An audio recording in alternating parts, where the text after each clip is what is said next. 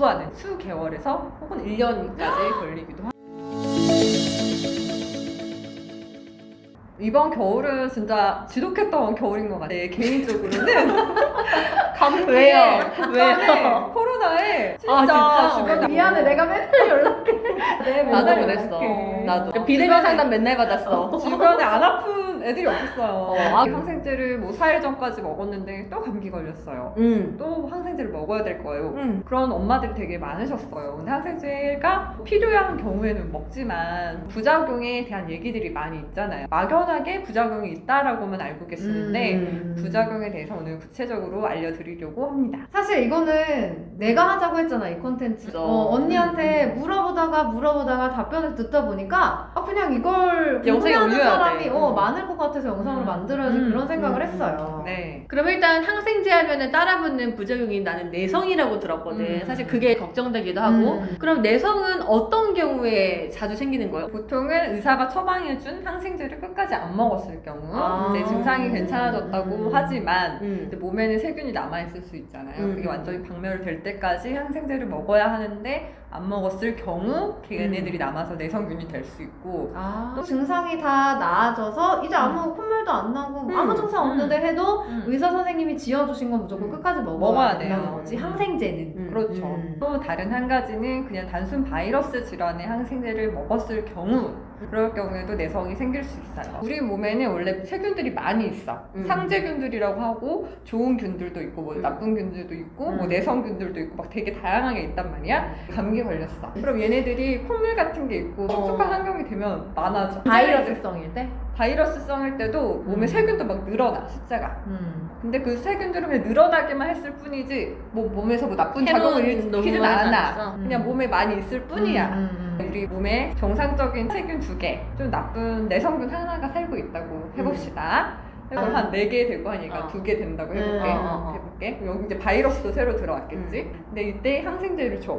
그럼 바이러스 그냥 남아있겠지. 애들 4명은 다 죽어. 나쁜 애들은. 나쁜 내성균 2개는 살아남아. 오히려 이 내성균은 보통은 질 나쁜 균들이 많아요. 그래서 내 몸이 항생제를 먹을수록 질 나쁜 항생제 구성으로 바뀌게 돼요. 그렇게 그게 항생제를 자주 먹을수록 그렇게 되는 거야? 항생제를 자주 먹을수록 그렇게 돼요. 항생제를 자주 먹게 되면 질 나쁜 애들 구성만 남아서 나중에 감기에 걸렸을 때 쉽게 그 나쁜 애들이 막 활기를 치면서 세균성 병으로 이완이 바로 되는 거예요. 오히려 질 나쁜 그쪽 애들에게 균 막 질 나쁜 균 키워주는 거네. 그렇지. 그래서 영유아 항생제 남발, 오남용은 진짜 주의해야 되는 일이에요. 그러니까 항생제가 치료할 수 있는 거는 세균성 질환만 치료할 수 있고 내가 감기긴 감기인데 바이러스로 인한 감기면 항생제가 소용이 없는 거네. 그렇죠. 그런 경우에는 처방을 해주면 안 되는데 처방을 받은 거네. 그렇죠. 근데 가끔 병원 가면 나도 그랬던 적이 있긴 있거든. 다른 엄마들이 어차피 이거 폐렴으로 갈 가능성이 높으니까 그냥 항생제 처음부터 주세요 이런 경우가 많아. 그렇죠. 엄마들이 먼저 요청하는 경우도 꽤 많죠. 맞아. 그럼 그러다 보면은 내성이 생길 수가 있다는 얘기구나. 그렇죠. 사실 내성에 대한 얘기 너무 많이 들어보긴 했고 그런데 그거 말고 장에도 굉장히 안 좋은 영향을 미친다고 들었어. 맞아. 그래서 항생제 먹을 때 보면 그 유산균 꼭 같이 처방을 해주잖아. 맞아, 보통. 맞아. 우리 몸에는 세균이 진짜 많이 살고 있어. 특히 장에는 세균이 정말 많이 살고 있는 곳이 마이크로바이옴이라고 하거든요. 여러 가지 미생물이 살고 있는 그 곳이에요. 거기에 항생제라는 폭탄이 딱 들어오면 거기에 있는 애들이 이제 다 죽는 거지. 좋은 것도 다 죽어버리는 다 죽어버리는 거지. 그런데 이게 되게 중요한 문제가 있어요. 단기간의 항생제 복용도 복부하는 수개월에서 혹은 1년까지 걸리기도 하고. 약간 그거랑 똑같네. 그래. 산불이 딱 일어나 버려서 다 나무가 타버리면 그걸 다시 심어서 나무가 커서 산이 되기까지는 굉장히 오랜 세월이 걸리잖아요. 약간 그런 거네. 이거는 아이들한테 어떻게 더 악영향을 미치냐면 우리 어른들은 항체가 잘 발달되어 있어요. 여러 가지 항원에 많이 노출이 되면서 근데 아이들도 태어날 때는 엄마한테 받은 항체가 있어. 6개월 정도까지는. 그러다 6개월 정도 되면서부터 서서히 자기가 항체를 만들어야 돼. 근데 그 항체가 세균이나 항원이 있어야 만들 수 있는 거잖아요. 근데 몸에 나쁜 세균이 들어와서 그러면 안 되니까 그치. 우리 몸에 장에 있는 세균을 가지고 항체를 만든단 말이에요.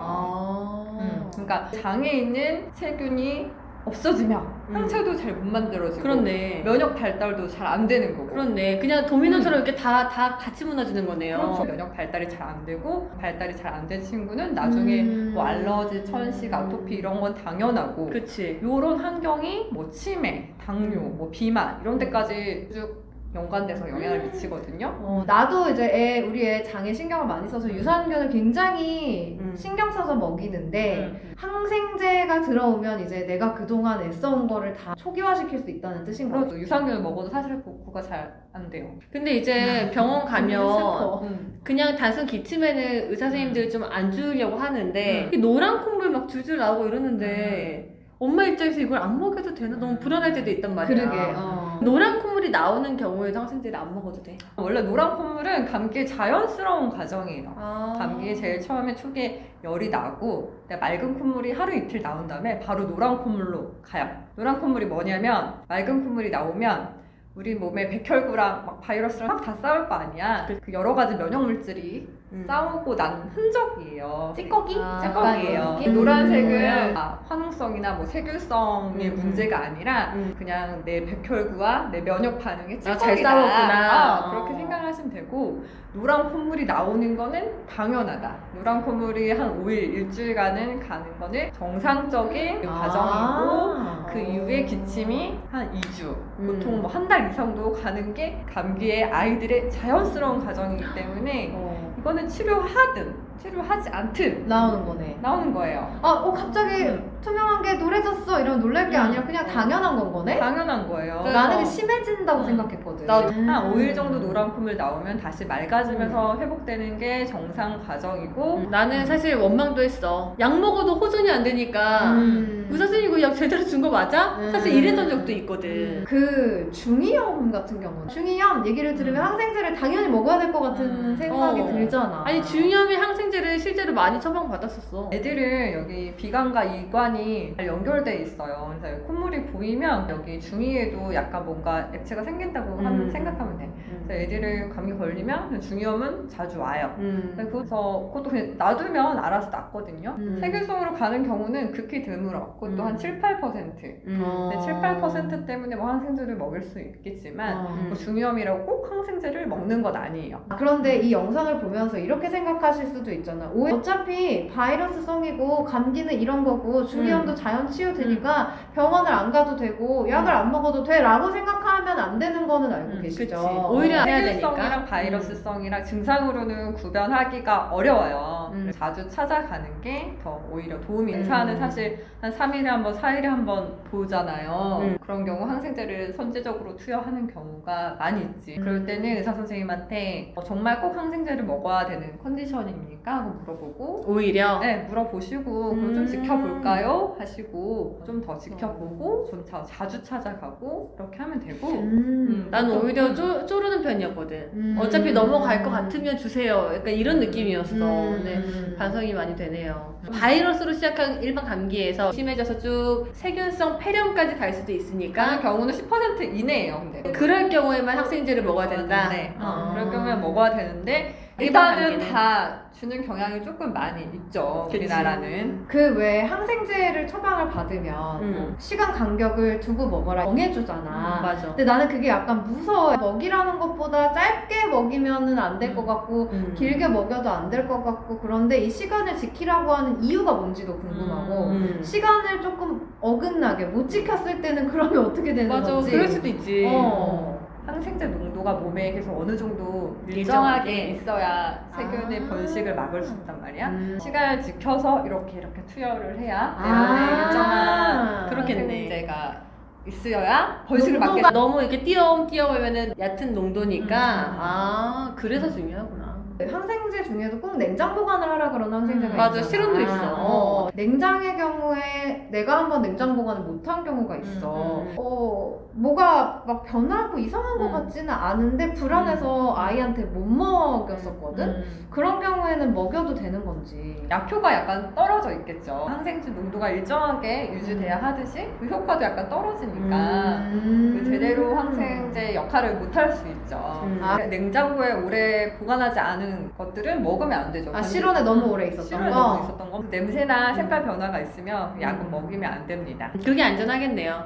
그러면 혹시 항생제를 먹으면서 뭐 같이 먹으면 안 되는 음식이 있다거나 음식과 관련된 것도 있나요? 항생제 종류가 엄청 많거든요. 특정 항생제의 경우에는 우유나 뭐 제산제나 이런 것과 같이 먹으면 효과가 떨어져요. 약 처방 받으실 때 같이 약사님이나 얘기해주구나. 의사 선생님이 말해 주실 거예요. 그 항생제. 그럼 나도 궁금한 게 있는데 항생제 종류가 많잖아. 그러면은 웬만하면 우리 아이가 이 직전에 먹었던 항생제와 동일한 거를 먹이는 게 좋아? 아니면 그냥 의사 선생님이 처방해주는 뭐 임의대로 그냥 먹어도 그거는 또 병마다 병의 달라? 병기마다 아. 종류가 되게 많고 몇 세대 막 이런 세대가 다 많고 되게 많고 그래서 그 전에 어떤 항생제를 먹었는지 의사 선생님한테 알려줘야 돼. 그래서 그걸 가지고 판단을 해서 얘를 또 똑같이 먹일지 다른 걸 먹일지 병을 보고 판단하는 건 의사기 때문에 어떤 걸 먹었었는지를 알려줘야 돼요. 근데 안 알려주고 계속 병원만 바꾸는 거는 진짜 더 안 좋은 맞아. 얘기예요. 그럼 나는 그 약국 봉투 챙겨 다니거든. 맞아, 직전에 맞아. 이거 먹였는데 효과가 별로였어요. 이러면은 바꿔주시는 게 알아서 그렇게 판단해 주신다는 그치. 거지. 근데 뭐 항생제 효과가 없었다고 하지만 다른 원래 게- 감기는 그런 거라는 거. 그러니까 나 지금 항생제 너무 남발한 것 같아서 감기는 어차피 스스로 낫는 병이지만 중간중간 힘들어지 않게 약을 복용하는 건 좋아요. 한약이 진짜 좋거든요. 나 한약 도움 많이 받았는데 요거는 제가 한번 한약에 대한 어. 콘텐츠를 다시 만들어보자고 얘기했어요. 나도 너무 궁금해. 아이들의 감기에 대해서는 어머님들이 되게 과불안한 경향이 있어요. 항생제를 잘 알고 사용을 하셔야 되거든요. 잘 상담을 해서 안전하게 필요에 따라서 복용하시는 게 제일 중요할 것 같아요. 의사 선생님과 자세한 상담을 받으시기 바랍니다.